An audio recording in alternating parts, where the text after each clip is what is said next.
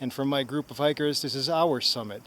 You don't have to be a hiker, you don't have to have a summit like this, but you can have your own.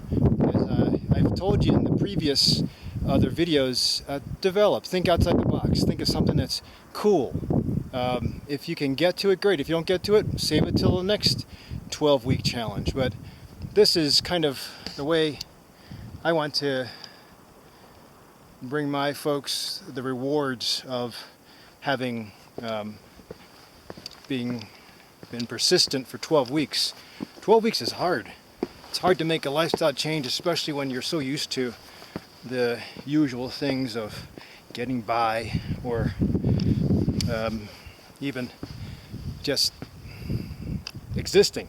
But we want to get out of the habit of that and look forward. If there's always a different goal in sight, then you'll never stop growing. And I think there's always room to improve, room to serve, room to learn. And if you can't get any of those, then at least room to teach, because we need a bunch of teachers to kind of get us to live without any disease, or at least as disease as possible. So enjoy my summit and the pinnacle of Zion.